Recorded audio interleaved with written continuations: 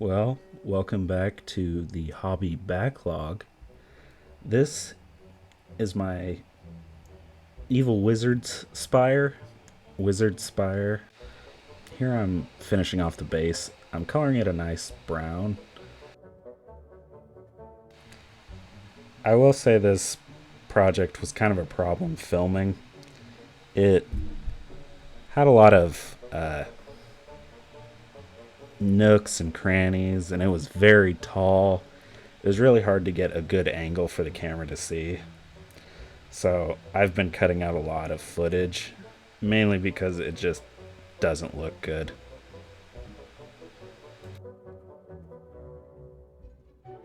I wasn't really happy with the color of the spire.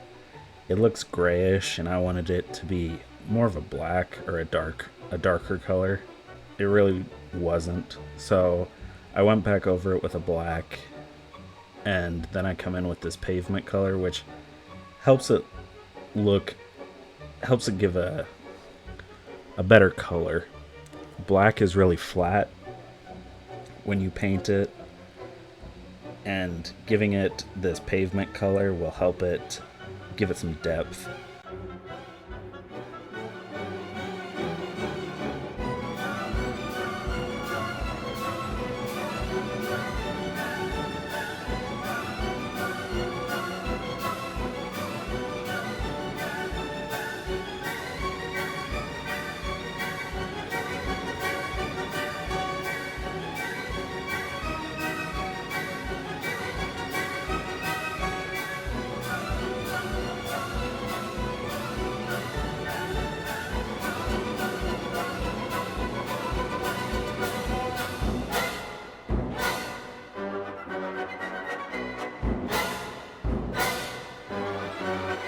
I'm really just kind of painting the upper surfaces. I really want the underside to still be that dark black color.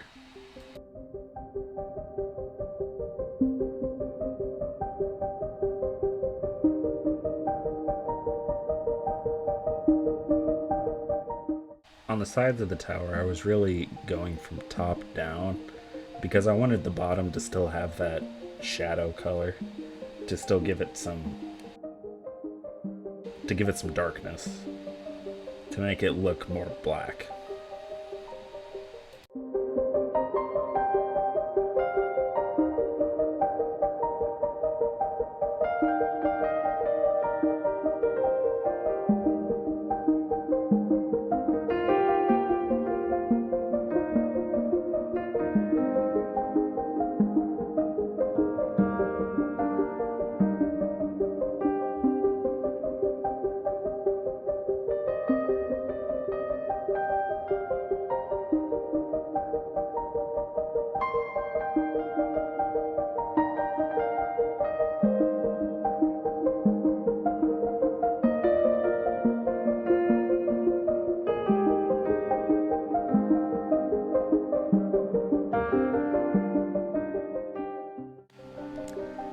Now, I wanted to include this because I just wanted to show everybody that you can make mistakes.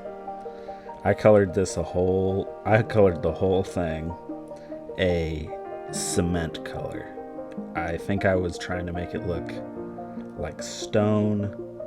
Don't know if I was trying to just lighten it up. I really didn't like this color, so I went back through and I covered it with the pavement color again because it really did not look good.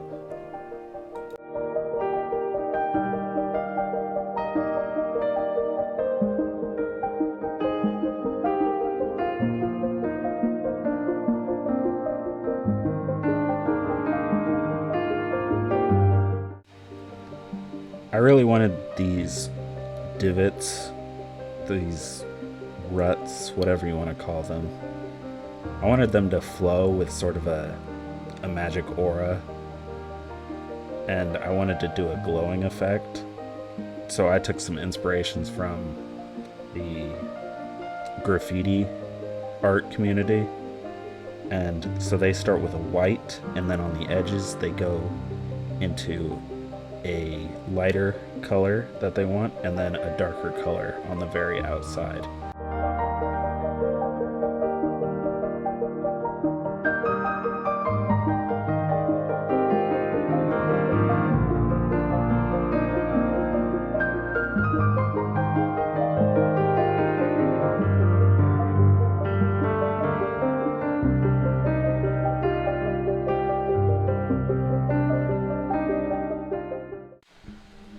I covered the middle in white because I really wanted to make it look like the center was the center of the magic, but it really wasn't working that well. So the magic color, I wanted it to be a green, but I wanted it to be a kind of like a Mountain Dew noxious green, like really neon. And so my best thought was going with yellow first for the base color, and then coming back in with white over it to make it brighter in the center. Here I'm on the upper level doing the same, base coating in white, and then I was gonna go with a yellow, but I really didn't like it, so I'm gonna end up changing it to a blue, and you'll see that later. Now here's a technique called dry brushing. Dry brushing is a pretty easy concept, but very hard to master. It's where you load your brush up full of paint, and then you kind of wipe it off on a paper towel. Get most of it off the surface because you really just want the paint in the bristles. Because when you drag that brush over a piece, the paint in the bristles will only get the high parts, which will highlight the texture of the piece, which in the end looks very good and is very eye-catching.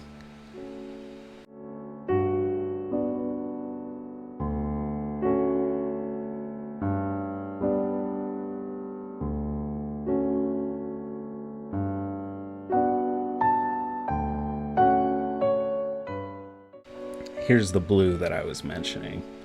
I really did not like the yellow, and every green that I had in my collection just looked really bad. It looked like pus green. It looked sickly, and I really didn't want to include it. So I changed it to a blue.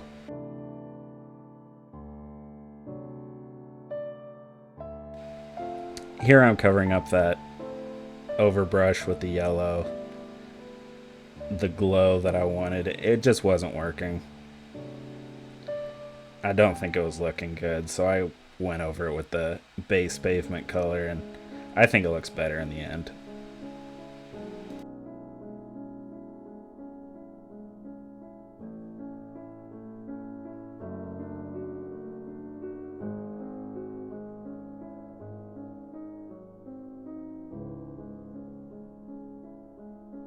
I ended up covering the star in the middle. It really just wasn't looking good, and I feel like it would make sense thematically that it was still part of the stone structure.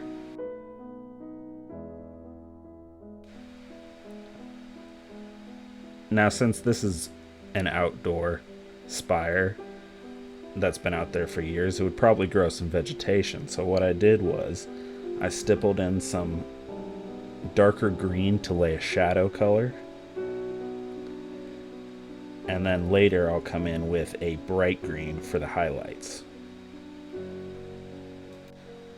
Now you can do this as much as you want on your models. I think less is more when it comes to vegetation and moss.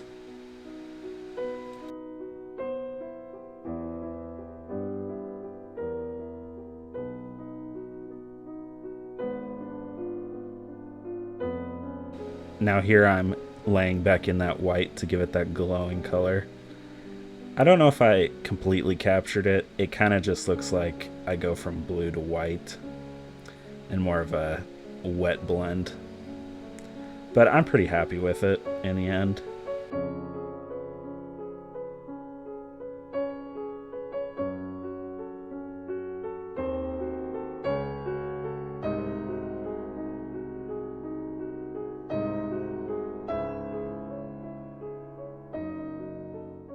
And I come back in with that pavement color to get all that overbrush. It just clean it up. You can make mistakes. We all do. It's okay. I think one of the biggest things to take away from this project is that you can make mistakes. I made plenty through this project, and even if you don't like a project, you can always change it. You can change it for the better or the worse, but hopefully the better. Oh, here's my favorite part.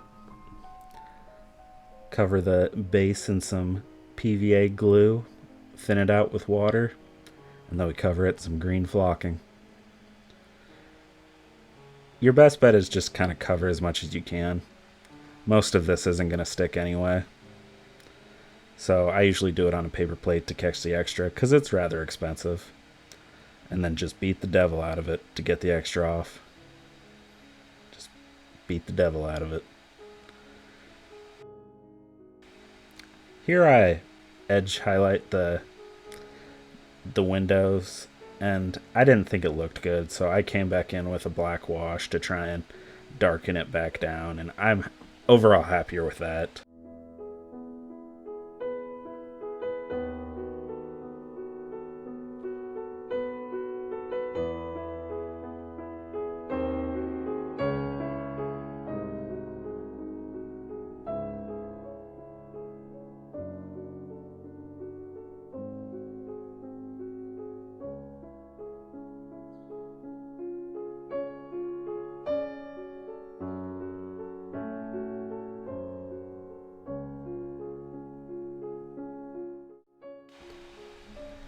Now, if you're just looking for something to look like water and not do a deep resin pour, I use this clear Gorilla Glue.